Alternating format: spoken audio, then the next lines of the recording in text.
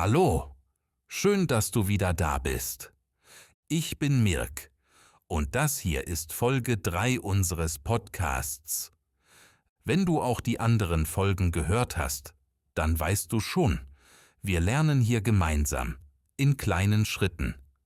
Wir nehmen uns Zeit, wir sprechen langsam und wir bleiben dran.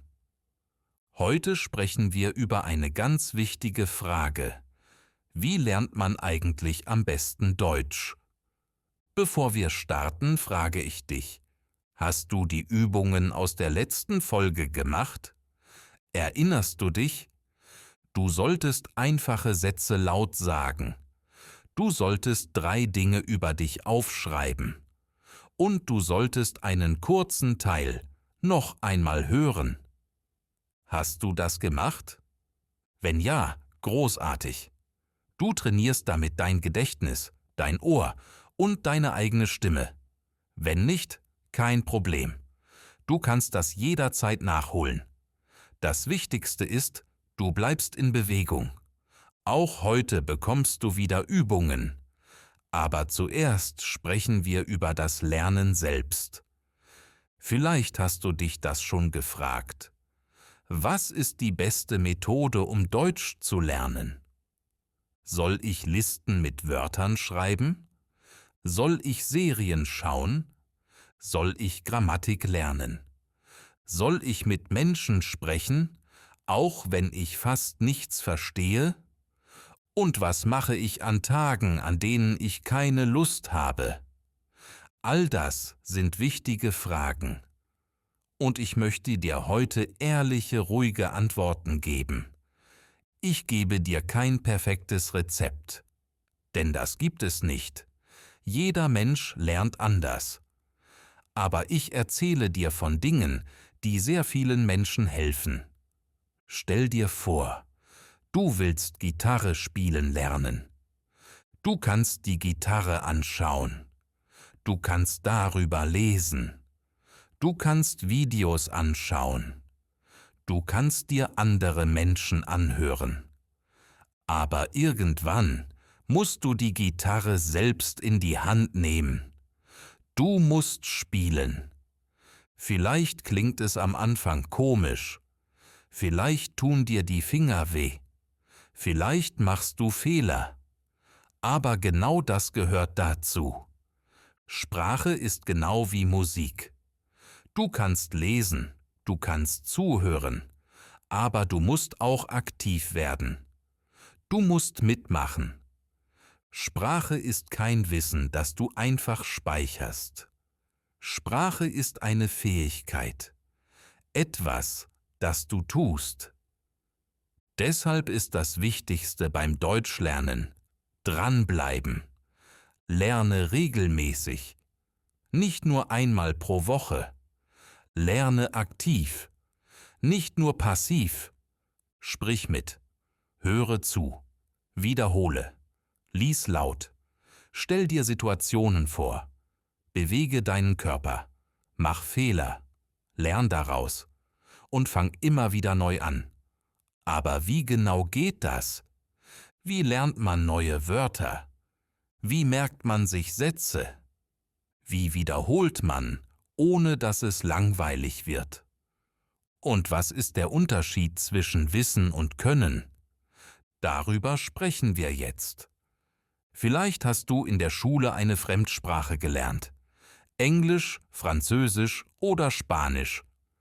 Und vielleicht hast du dort gelernt, Wörter auswendig zu lernen, Listen zu schreiben, Übersetzungen zu pauken.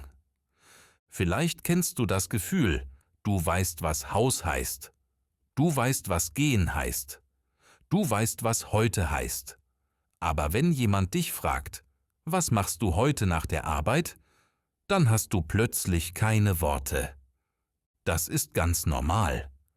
Denn Wörter wissen ist nicht dasselbe wie sprechen können. Sprechen ist Bewegung. Sprechen braucht Übung. So wie Schwimmen oder Fahrradfahren oder Tanzen. Du kannst nicht alles im Kopf lernen. Du musst es tun. Deshalb funktioniert Lernen am besten in echten Situationen. Stell dir vor, du bist im Supermarkt. Du möchtest Wasser kaufen. Du gehst zur Kasse. Die Person fragt dich, möchten Sie eine Tüte? Du überlegst kurz, dann sagst du, nein, danke. In diesem Moment benutzt du die Sprache aktiv. Du sprichst. Du verstehst. Du reagierst. Das ist echtes Lernen. Ein anderes Beispiel. Du sitzt im Bus. Neben dir telefoniert jemand. Du verstehst nur wenige Wörter, aber du hörst den Klang. Du erkennst kleine Sätze wie „Ich komme später“. Ja klar. Bis gleich. Beim ersten Mal verstehst du fast nichts. Beim zweiten Mal erkennst du Muster. Beim dritten Mal verstehst du plötzlich den ganzen Satz. So wächst dein Gefühl für Sprache. Vielleicht sagst du jetzt, aber ich habe niemanden, mit dem ich Deutsch sprechen kann. Dann mach das, was viele erfolgreiche Sprachlerner tun. Sprich mit dir selbst. Sprich mit deiner Tasse Kaffee. Sprich mit deinem Spiegelbild. Sprich mit deiner Katze. Laut, ehrlich, einfach. Zum Beispiel: Ich bin müde. Ich trinke jetzt einen Kaffee. Wo ist mein Schlüssel? Heute regnet es schon wieder. Solche Sätze sind kurz, aber sehr wichtig, denn sie gehören zu deinem Alltag. Und dein Alltag ist dein bester Lehrer. Es gibt zwei Arten von Lernen: passives Lernen und aktives Lernen. Passiv bedeutet, du hörst, du liest, du schaust. Aktiv bedeutet, du sprichst, du schreibst, du wiederholst. Beides ist wichtig. Beides gehört zusammen. Ein passiver Tag sieht so aus: Du hörst einen Podcast, du liest einen kurzen Text, du schaust ein Video mit Untertiteln. Ein aktiver Tag sieht so aus: Du wiederholst einen Satz, du sprichst laut, du schreibst eine kleine Nachricht auf Deutsch. Ein guter Lerntag hat beides. Du hörst etwas und du benutzt es. Vielleicht hast du manchmal das Gefühl, du kommst nicht voran. Du hörst viel, du liest viel, aber wenn du sprechen willst, ist dein Kopf leer. Das kann frustrierend sein. Aber du bist nicht allein. Viele Menschen kennen dieses Gefühl. Es bedeutet nicht, dass du schlecht bist. Es bedeutet nur, dass dein Gehirn Zeit braucht. Wenn du eine Sprache lernst, baut dein Gehirn Verbindungen auf. Am Anfang sind diese Verbindungen schwach. Du brauchst mehr Wiederholung, mehr Kontakt, mehr Zeit. Mit jeder Übung werden die Verbindungen stärker. Du merkst es vielleicht nicht sofort, aber in dir passiert etwas. In deinem Ohr, in deinem Mund, in deinem Denken. Vertrau diesem Prozess. Wenn du heute einen Satz nicht weißt, dann ist das nicht schlimm. Vielleicht weißt du ihn morgen oder übermorgen. Vielleicht kommt er plötzlich zurück, wenn du ihn brauchst. Ein weiterer wichtiger Punkt: Mach Deutsch zu einem Teil deines Alltags. Warte nicht auf den perfekten Moment.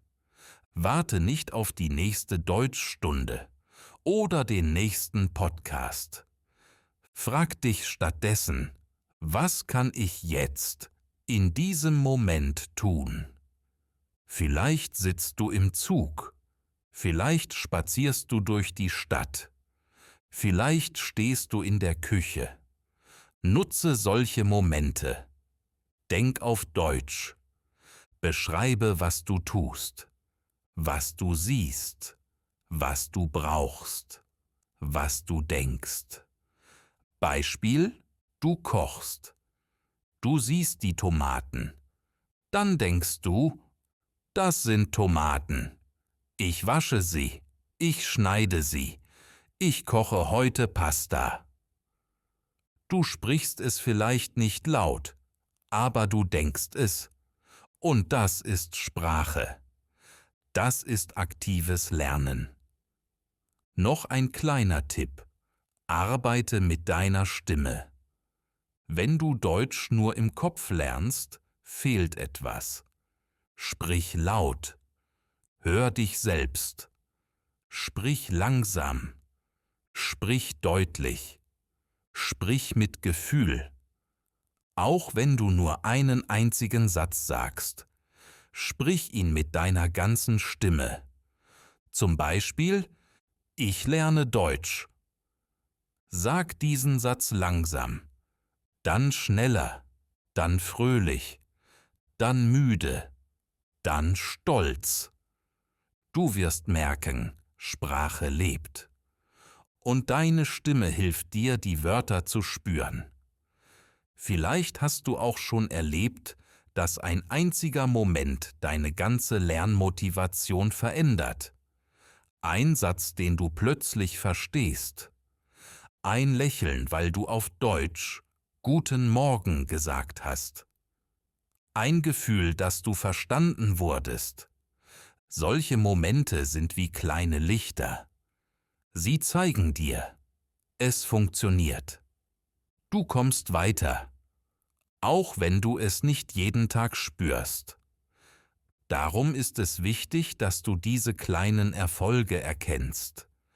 Mach dir bewusst: Heute habe ich etwas verstanden. Heute habe ich etwas gesagt. Heute habe ich ein deutsches Wort gedacht. Ganz automatisch. Auch wenn es nur ein kleines Wort war. Es zählt. Du kannst dir zum Beispiel jeden Abend eine kleine Frage stellen. Was habe ich heute auf Deutsch gemacht? Vielleicht war es nur ein Wort, vielleicht ein Gedanke, vielleicht eine Übung, vielleicht nur dieser Podcast. Egal was, es war etwas. Und das bedeutet, du lernst. Lass uns noch einen Schritt weiter gehen. Stell dir vor, du gehst durch eine Stadt in Deutschland. Du siehst ein Straßenschild. Bahnhofstraße. Du denkst: Aha, das ist die Straße zum Bahnhof. Du siehst ein Plakat. Heute geöffnet bis 20 Uhr.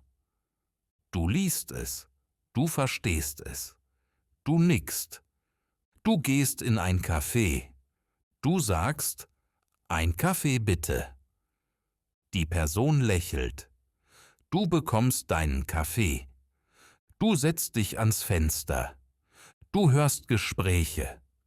Du verstehst einzelne Wörter. Schule, später, kalt draußen, Auto kaputt.